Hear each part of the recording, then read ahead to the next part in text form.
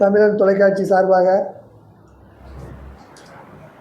புத்தாண்டு பட்டிமன்றத்தை முன்னிட்டு நடைபெறுவதை முன்னிட்டு கலந்து கொண்ட தமிழன் தொலைக்காட்சி உரிமையாளர்கள் சார்பாக நினைவு பரிசை வழங்குகின்றோம்.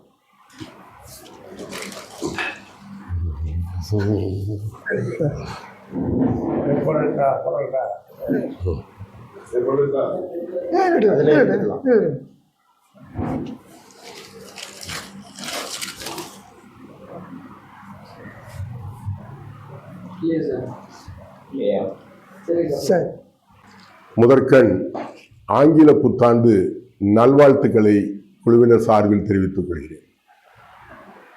ஆங்கில புத்தாண்டு தினத்தன்று மிகச்சிறந்த தலைப்பை கொண்ட ஒரு பட்டிமன்றம் நடத்துவதற்கு வாய்ப்பளித்த தமிழன் தொலைக்காட்சி உரிமையாளர் அவர்களுக்கும் எங்கள் குழுவின் சார்பில் நன்றியினை தெரிவித்துக் கொள்கிறேன்.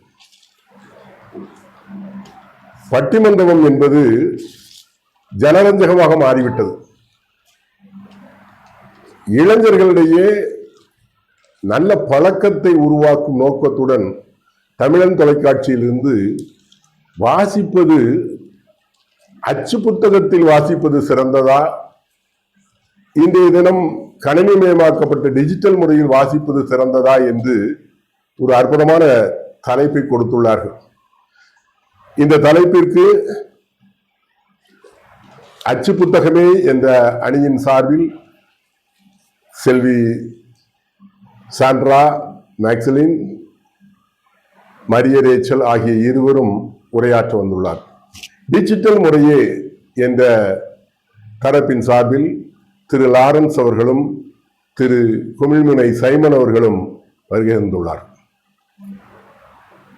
வாசிப்பு என்பது பொழுதுபோக்கு அல்ல, வாசிப்பு என்பது ஒரு கல்வி.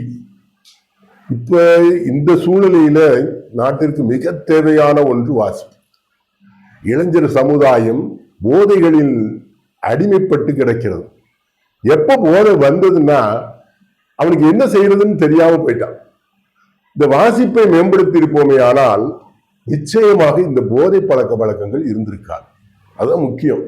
எப்ப அவனை இந்த வாசிக்கிறதுல இருந்து வெளியே எடுத்து நம்ம எல்லாத்தையும் விட்டுட்டோமோ அன்னைக்கு தேதியிலேயே இளைஞர் சமுதாயம் போதைகளில் மாட்டிக்கணும்.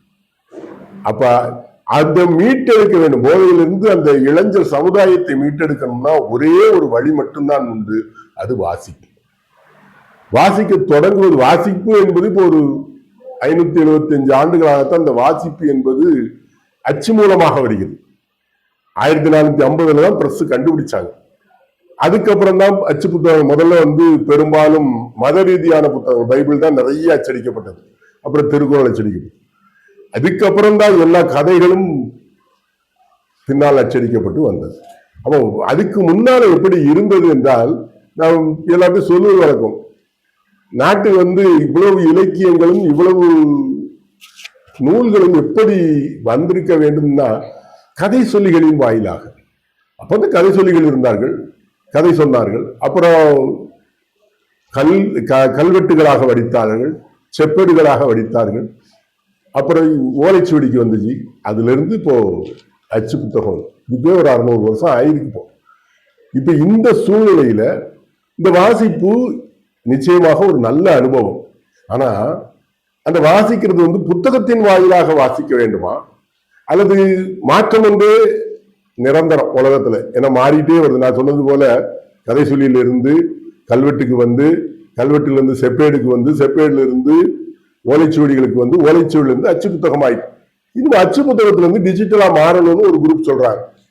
இன்னொரு குரூப் என்ன சொல்றாங்க, இல்ல அச்சு புத்தகம் தான் அதுதான் சிறப்பானது அப்படின்னு சொல்றாங்க. இப்ப இந்த ரெண்டும் வாசிப்பு அனுபவத்தில் எது அலாதி சுகமாக இருக்கக்கூடியது என்பதை குறித்து தான் இந்த பட்டிமன்றம் விவாதம் ஆரம்பிக்க போகுது. இப்ப இதுல முதல்லயே ஆரம்பத்திலேயே ஒரு பிளாங்கா, ஒரு ஓப்பனாக எதுவுமே எனக்கு தெரியாது அப்படிங்கிற நிலைமையில தான் ஒரு நடுவராக இருக்கணும்.